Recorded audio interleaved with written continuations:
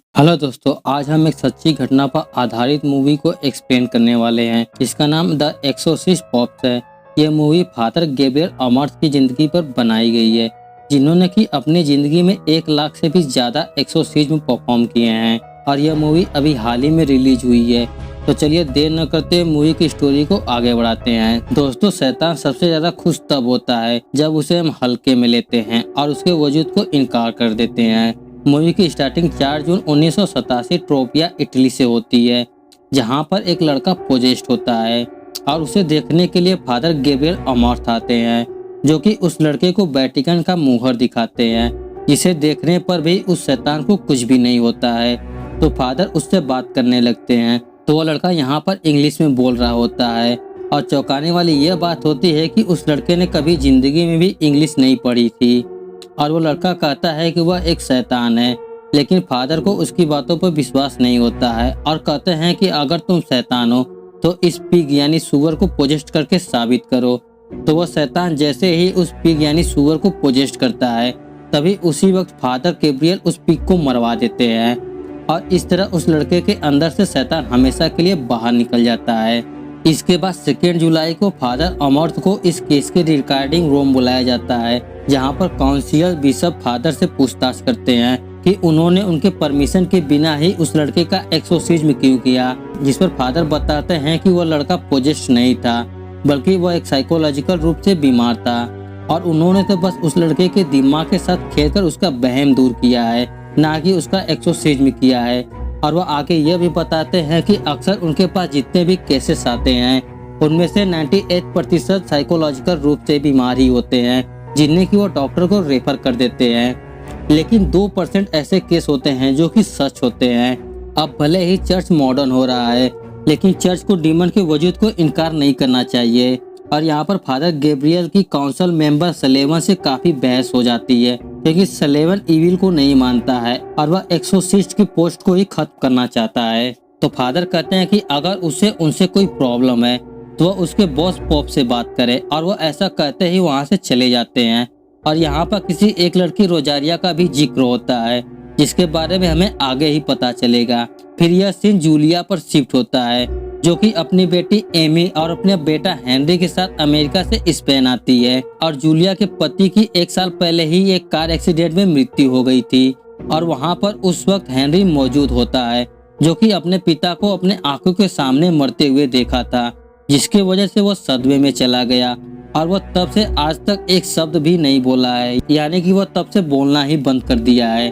खैर, जूलिया बच्चों को लेकर यहाँ पर आती है क्योंकि इनकी फाइनेंशियल कंडीशन ठीक नहीं होती है और जूलिया के पति की यहाँ पर एक पुश्तैनी जमीन होती है, जिसकी वह मरम्मत कराकर उसे बेचना चाहती है। और यह प्रॉपर्टी घर कम चर्च ज्यादा लग रही होती है।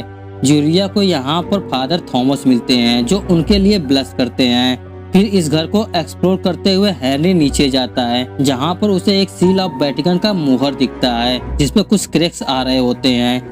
और उसी रात को सोते समय हेनरी की आंखों का कलर बदलने लगता है। अगली सुबह वहाँ पर कुछ वर्कर आते हैं, जो उस सील ऑफ वेटिकन को देखने के लिए फ्लेयर लाइट को जलाते हैं। और वो लोग जैसे ही लाइट को जलाते हैं, वहाँ पर एक जोरदार धमाका होता है, क्योंकि यहाँ पर सल्फर गैस की मात्रा काफी अधिक होती है, जिस कारण से यहाँ पर ब्लास्ट हुआ है। और इस घटना के बाद सभी वर्कर डरकर वहाँ से काम छोड़कर भाग जाते हैं। और ठीक उसी वक्त हेनरी की तबीयत बिगड़ने लगती है, यानी कि वो पोजेस्ट होने लगता है और वो भारी आवाज में कहता है कि तुम सब मारे जाओगे। और ऐसा कहते ही वो अपने शकल को नोचने लगता है। इस घटना के बाद जूलिया उसे लेकर तुरंत हॉस्पिटल जाती है, जहाँ पर हेनरी की सारी रिपोर्ट नॉर्मल आती है, जैसा कि हर केसेस में देखने को मिलता है। और यहाँ पर डॉक्टर का कहना होता है कि हेनरी को एक साइकाट्रिस्ट की जरूरत है, क्योंकि वो अपने पिता की मौत के सदमे से बाहर नहीं निकल पाया है। जिसके बाद जूलिया उसे लेकर घर आती है, जहाँ पर हेनरी के पेट पे एक मार्क HATE लिखा होता है और वो कहता है कि प्रीस्ट को यहाँ लेकर आओ। तो फादर थॉमस यहाँ पर आते हैं, लेकिन हेनरी उन्हें तुरंत ही उठाकर बाहर फेंक देता है और कहता है कि गलत प्रीस्ट को बुलाया। फिर हम पॉप को देखते हैं, जो कि इस केस के बारे में फादर गैब्रियल को बता रहे होते हैं और कहते हैं कि गैब्रियल को हेनरी की मदद करनी होगी, क्योंकि उन्हें ऐसा लगता है कि वहाँ पर कोई ताकतवर शैतान है और वेटिकन को भी पास्ट में उस जगह से हमेशा प्रॉब्लम ही हुई है। तो फादर गैब्रियल तुरंत ही जूलिया के घर पर पहुंच जाते हैं, जहां पर उन्हें एक कुएं पर सील ऑफ वेटिकन की मुहर दिखाई देती है। फिर वो यहाँ पर फादर थॉमस और जूलिया और एमी से मिलकर सीधे हेनरी के पास जाते हैं, जहाँ पर हेनरी उन्हें देखकर बहुत खुश होता है, यानी कि उसके अंदर का डीमन। तो फादर उसे भी वही वेटिकन की मुहर दिखाते हैं, जिसे देखने के बाद डीमन की आंखें साफ साफ दिखने लगती है। और यह देखकर फादर उस डीमन का नाम बार बार पूछने लगते हैं, क्योंकि डीमन का नाम जान जाने पर उसे हराना आसान हो जाता है। लेकिन वो डीमन काफी चालाक होता है और वो अपना नाम नहीं बताता है, बल्कि वो फादर के बारे में सब कुछ जानता है और उन्हें सब कुछ बताने लगता है, जैसे कि उनका नाम, उनका भयानक सपना। और वो बताता है कि सेकेंड वर्ल्ड वॉर में वह एक सैनिक थे और उस जंग में उनके सारे साथी मारे गए थे, सिर्फ वहाँ पर एक ही इंसान जिंदा बचा था, जो कि गैब्रियल था। और वो ऐसा कहते ही वो अपने मुंह से एक पक्षी को उगल देता है, जिसे देखकर फादर काफी हैरान हो जाते हैं और वो तुरंत ही वहाँ से बाहर निकल आते हैं, जहाँ पर सभी को बताते हैं कि हेनरी के अंदर एक पावरफुल शैतान है, जिसका एक्सोर्सिज्म करना आसान नहीं होगा। और शैतान हमेशा कमजोर लोगों को या फिर कोई ऐसे इंसान को पोजेस्ट करते हैं जो कभी न कभी किसी सदमे का शिकार हुआ हो।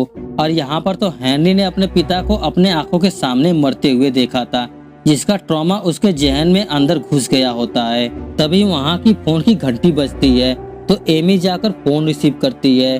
तो वह डीमन उसे उसके पिता के आवाज में डराता है और कहता है कि तुम सब मारे जाओगे, जिसे देखकर फादर अमर्थ कहते हैं कि शैतान सभी के सेंस को सूंघ लेता है और उन्हें उनके जरिए ही उन्हें हंट करने लगता है। फिर फादर थॉमस को कहते हैं कि उन्हें अपने पापों को कन्फेस कर लेना चाहिए, ताकि डीमन उनका इस्तेमाल उनके सामने न कर पाए।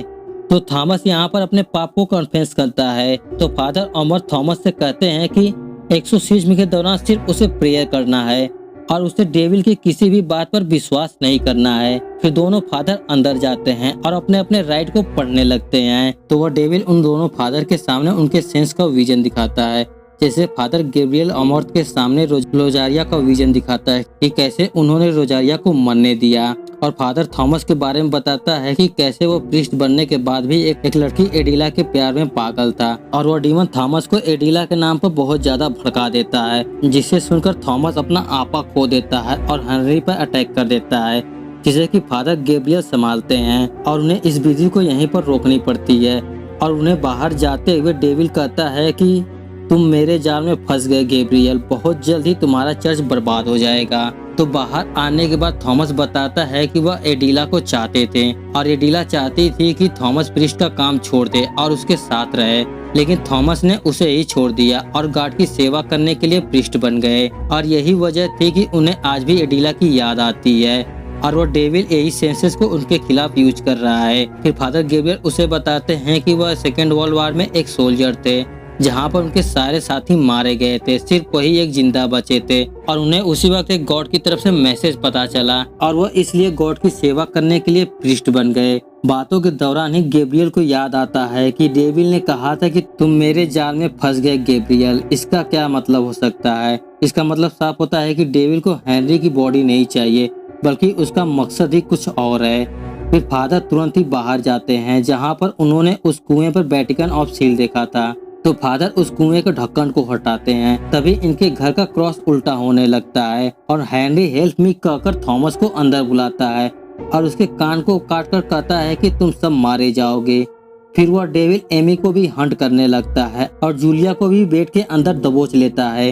तभी वहाँ पर फादर गैब्रियल आते हैं, जो अपने राइट को पढ़कर सभी को डेविल फ्री करते हैं। फिर दोनों फादर मिलकर जूलिया और एमी को चर्च में सुला देते हैं और फादर गैब्रियल थॉमस को लेकर उसी कुएं के पास जाते हैं, जहां पर कुएं के अंदर बहुत सारे कंकाल होते हैं। तो फादर गैब्रियल बताते हैं कि उस वक्त मोनार्की के कारण बहुत सारे लोगों पर अत्याचार होता था और जिन लोगों ने अपना धर्म नहीं बदला उन्हें मारकर यहाँ पर दफना दिया गया। इसके बाद दोनों फादर घर के निचले वाले हिस्से में जाते हैं, जहाँ पर उन्हें वही वेटिकन ऑफ सील का दरवाजा दिखता है। यहाँ पर सल्फर गैस की मात्रा बहुत अधिक होती है। फिर दोनों फादर मिलकर उस दरवाजे को खोलते हैं। तभी उसी वक्त हम डेविल को जागते हुए देखते हैं। फिर दोनों फादर अंदर जाते हैं, जहाँ पर बहुत सारी डेड बॉडी के कंकाल होते हैं और एक कंकाल यहाँ पर एक पिंजरे में कैद होता है, जिसे देखकर फादर गैब्रियल बताते हैं कि पिंजरे वाली लाश कार्डिनल प्रोटेक्टर की है और यह पिंजरा इन्हें डेविल से बचाने के लिए बनाया गया था। और उस पिंजरे वाली लाश के हाथ में एक धर्मरक्षक की अंगूठी भी थी।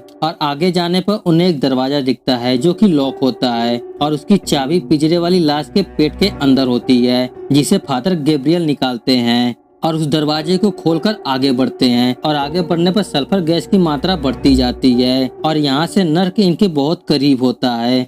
इधर हम पोप को देखते हैं जो उस चर्च के दस्तावेज को पढ़ रहे होते हैं जिसे कि फ्रायर द ओहादा ने लिखी होती है। और उन्हें यहाँ पर कुछ ऐसी चीजों के बारे में पता चलता है जिसके वजह से उन्हें हार्ट अटैक आने लगता है, तो उन्हें तुरंत ही हॉस्पिटल में शिफ्ट कर दिया जाता है। दूसरी तरफ हम दोनों फादर को आगे बढ़ते हुए देखते हैं जहाँ पर उन्हें फ्रायर द ओहादा की लाश मिलती है, जिन्हें की हिस्ट्री का द ग्रेटेड एक्सोसिस्ट माना जाता था। 1975 के समय यहाँ पर बहुत सारे एक्सोसिज्म किए गए थे जहाँ पर एक संत ही पोजेस्ट था। और उन्हें यहाँ पर उनकी डायरी से पता चलता है कि यहाँ पर बहुत सारे संत पोजेस्ट हुए थे और उन सबका एक्सोसिज्म पूरी तरह से फेल हो गया था। और ऐसा इसलिए हुआ था क्योंकि यह जगह एक सेंस एबी है और इस जगह पर डेविल का वास है।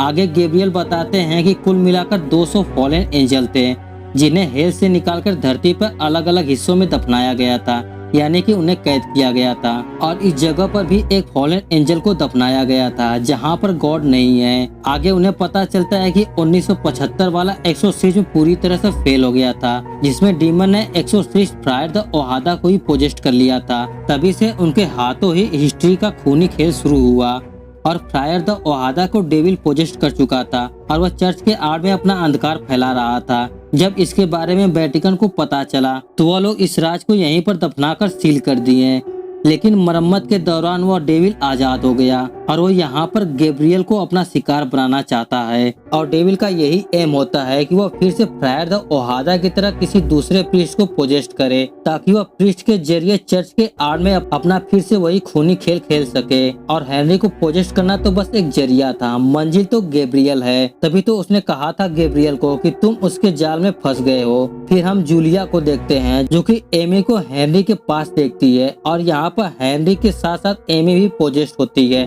जिसे किसी तरह जूलिया वहाँ से हटाती है, जिस वजह से उस डेविल को गुस्सा आ जाता है और वो डेविल जूलिया और एमी को मारने की कोशिश करने लगता है। फिर नीचे दोनों फादर को उस डेविल का नाम पता चल जाता है जिसका नाम होता है नर्क का राजा स्मूडियस, जो कि उन 200 में से एक फॉलन एंजल होता है जिसे यहाँ पर दफनाया गया था। और उसका नाम लेते ही हेनरी यानी डेविल स्मूडियस कमजोर होने लगता है और वह हेनरी और जूलिया को छोड़ देता है। तो जूलिया और एमी फ्री होकर जल्दी से उसे बांध देते हैं। ये दोनों फादर यहाँ पर अपने सेंसेस को एक दूसरे के सामने कबूल करते हैं और फादर गैब्रियल रोजारिया के बारे में बताते हैं कि एक दिन उनके पास रोजारिया का केस आया जो कि पोजेस्ट थी, लेकिन उस समय उनको लगा था कि वो पोजेस्ट नहीं है बल्कि वो साइकोलॉजिकल रूप से बीमार है। तो उन्होंने उसे डॉक्टर को रेफर कर दिया और इसी के बाद ही रोजारिया उनके सामने ही चर्च के बिल्डिंग से कूदकर खुद को खत्म कर लिया, जिसके बाद गैब्रियल को यकीन हुआ कि वह सच में पोजेस्ट थी और वो रोजारिया की मदद कर सकते थे, लेकिन उन्होंने ऐसा नहीं किया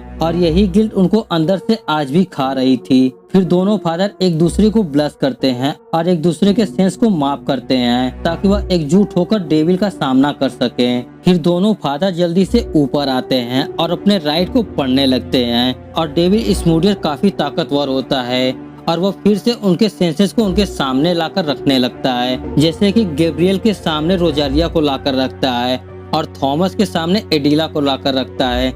लेकिन दोनों फादर इस बार अंदर से मजबूत हो गए होते हैं और वो अपने विजन को नकार देते हैं और अपने राइट को पढ़ने लगते हैं। और देखते ही देखते वो डीमन स्मूडियस तुरंत ही एमी को पोजेस्ट कर लेता है और उसे एक मकड़ी की तरह दीवार पे चलाने लगता है। फिर वह एमी के हाथों जूलिया को मरवाने लगता है और थॉमस को बांधकर ऊपर लटका देता है और गैब्रियल को मारकर दूर फेंक देता है। और यहाँ पर हेनरी भी ज्यादा देर तक सरवाइव नहीं कर पाएगा, तो स्मूडियस गैब्रियल से कहता है कि सबकी जान जाएगी, लेकिन उन सबकी जान बच सकती है अगर गैब्रियल ने स्मूडियस को अपने अंदर आने की अनुमति दे देगा।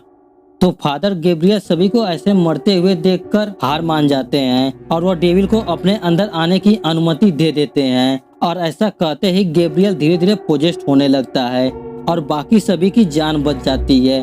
तो फादर गैब्रियल थॉमस को सभी को लेकर यहाँ से जाने के लिए कहते हैं तो फादर थॉमस सभी को लेकर यहाँ से बाहर भेज देते हैं और वो खुद गैब्रियल को बचाने के लिए वापस आते हैं। और यहाँ पर गैब्रियल को पता होता है कि वह एक चर्च का मेंबर है और उसके अंदर एक डीमन घुस गया है जो उससे बुरे काम करवाएगा, इसलिए वो खुद को मारने की कोशिश करने लगते हैं। लेकिन स्मूडियस काफी चालाक होता है, उन्हें ऐसा करने ही नहीं देता है। तो गैब्रियल कैसे भी करके उस नर्क वाली जगह पे पहुंच जाते हैं जहाँ पर सल्फर गैस की मात्रा बहुत अधिक होती है। गैब्रियल यहाँ पर खुद को जलाकर मारने की कोशिश करते हैं, तभी वहाँ पर उनके सामने मदर मेरी आ जाती है जो कि स्मूडियस का एक चाल होता है।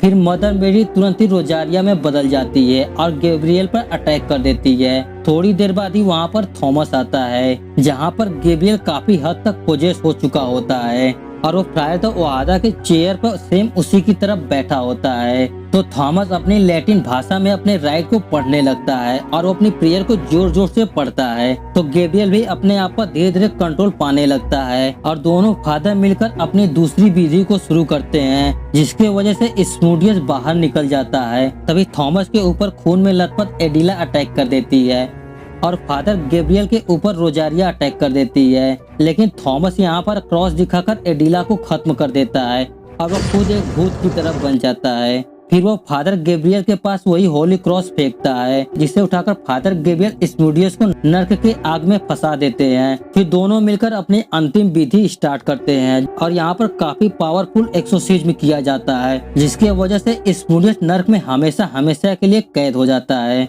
जिसके बाद यहाँ पर सब कुछ नॉर्मल हो जाता है। इस घटना के बाद पॉप की भी तबीयत ठीक हो जाती है और वो दोनों फादर को अपने पास बुलाता है और दोनों की काफी तारीफ भी करता है। फिर उन्हें बिशप लुमुम्बा से मिलवाता है जो आगे की तहकीकात वही करेंगे और वो फ्रायर द ओहादा की लिखी हुई डायरी को डिकोड कर रहे हैं और वो बताते हैं कि लूसिया के उस घर को वेटिकन ने खरीदकर उसे पवित्र कर दिया है और उसे अपने कब्जे में ले लिया है और लूसिया अपनी फैमिली के साथ अमेरिका वापस चली गई है, जहाँ पर हेनरी अपने आप को हील कर चुका होता है। और वो आगे बताते हैं अभी तो सिर्फ एक जगह से मुक्ति मिली है, लेकिन ऐसी ही अभी 199 जगह है जहाँ पर फॉलन एंजल को दफनाया गया है और उन जगहों के बारे में कहीं न कहीं फ्रायर द ओहादा के जर्नल में मौजूद होगा, जिसे वो मिलकर पता लगा लेंगे।